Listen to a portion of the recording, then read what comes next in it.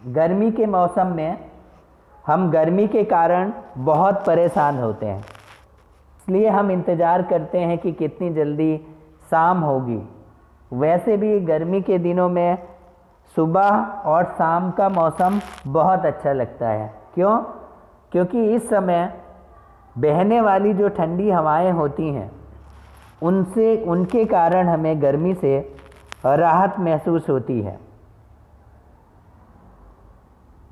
कभी कभी कई दिनों तक अधिक गर्मी के कारण जब बहुत तेज़ गर्मी होती है तो उसके बाद बारिश होती है, और उस बारिश में हमें कितना अच्छा महसूस होता है ये हम शब्दों में नहीं बयां कर सकते कि बहुत ज़्यादा गर्मी के बाद जब बारिश होती है तो कितनी अच्छी राहत महसूस होती है, कितना अच्छा लगता है।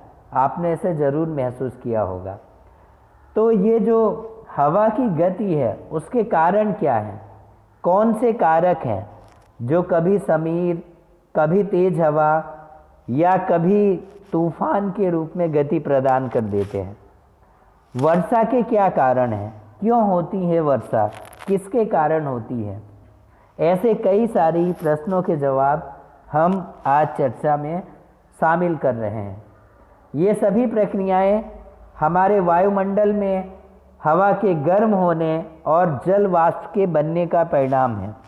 इसके अगले के वीडियो में हमने देखा था कि वायुमंडल हमारी पृथ्वी की सतह से 20 किलोमीटर की ऊंचाई तक पृथ्वी को कंबल के समान ढके हुए है। तो वायुमंडल में हवा का गर्म होना और उसमें जल वाष्प के बनने के कारण हवा, तूफान और वर्षा जैसी घटनाएं घटती हैं। जल वाष्प जो पृथ्वी पर जीवित प्राणी हैं उनके क्रियाकलापों और जल के गर्म होने के कारण बनती है। जल वाष्प किसके कारण बनती है? यानी पृथ्वी पर हम जो भी जीव पाए जाते हैं उनके क्रियाकलापों से और जल के गर्म होने से। यानी जब सूर्य का प्रकाश पानी की सतह पर पड़ता है, समुद्रों के ऊपर, नदियों के ऊपर, तालाबों के ऊपर, तब वो पानी गर्म हो जाता है। जो ज़मीन के भाग हैं या जल के भाग में होने वाले विकिरण के परावर्तन, उसके बाद पुनः विकिरण के कारण वायुमंडल गर्म हो जाता है। वायुमंडल किसके कारण गर्म होता है? विकिरण और पुनर्विकिरण के कारण। तो जब ये गर्म होता है तो उसके कारण वायु में संवहन धाराएं उत्पन्न होती हैं। संवहन धाराओं को समझने के लिए हम एक प्रयोग कर लेते हैं। आपको एक व्हीकल लेना है, एक मोमबत्ती और एक अगरबत्ती लेनी है और एक माचिस का बॉक्स लेना है। आप मोमबत्ती को जला के बीकर में रख दीजिए। उसके बाद में अगरबत्ती को जलाकर सबसे पहले बोतल के मुंह के समीप ले जाइए और उसके बाद अगरबत्ती को मोमबत्ती के ऊपर ले जाइए।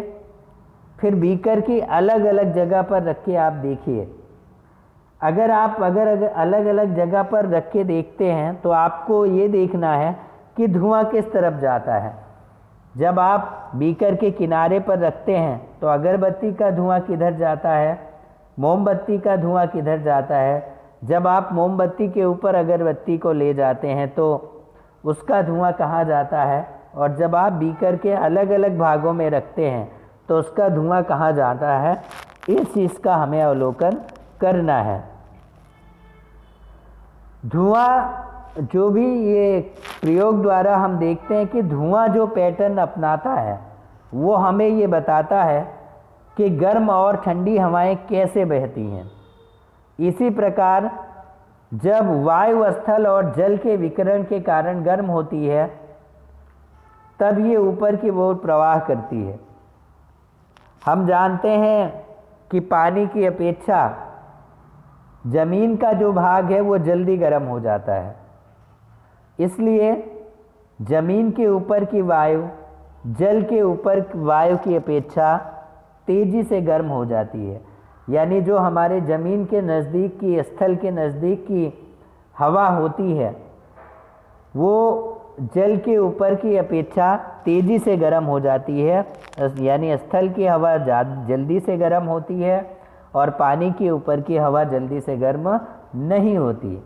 अगर आप तटीय क्षेत्रों में जाएं, वहाँ ध्यान से देखें तो ज़मीन के ऊपर की जो हवा है वो तेज़ी से गर्म हो जाती है और ऊपर की ओर उठती है।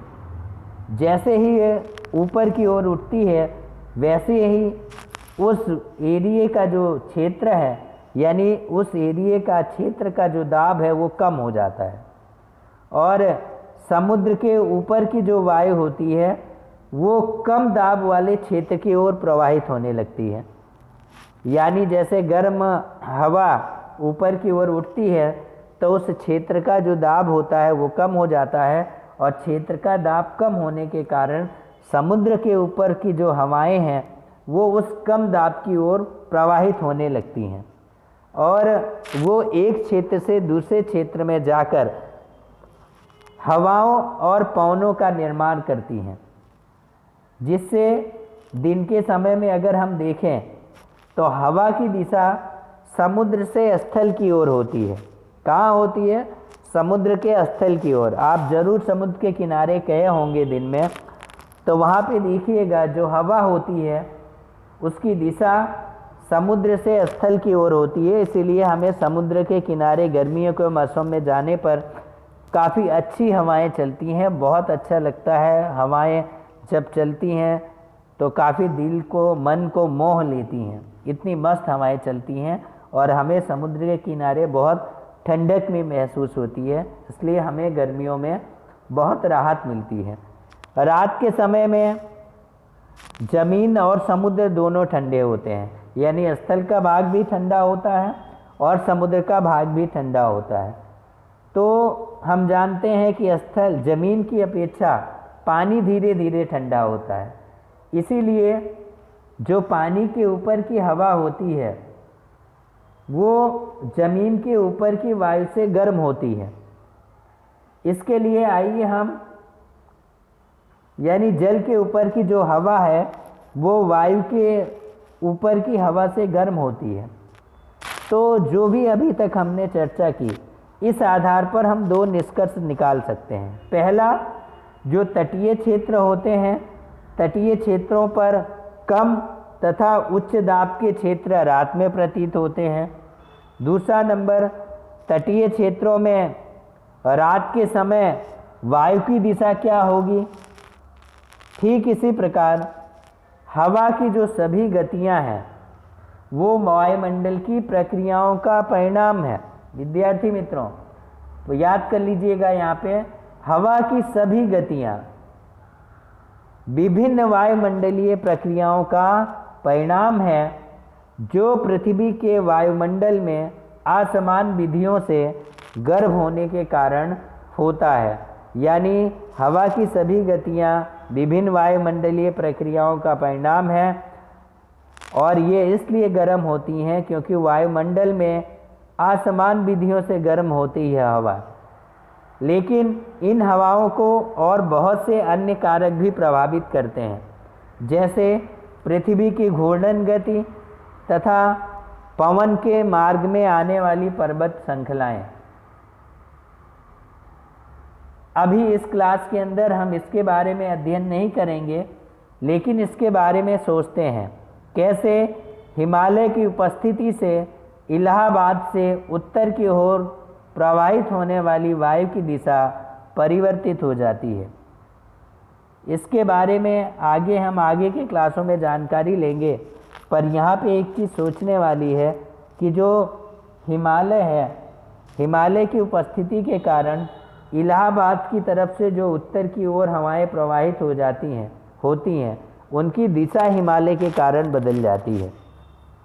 तो विद्यार्थी मित्रों, आज के लेसन में हमने सीखा कि वायु की गति अर्थात पौने क्या होती हैं।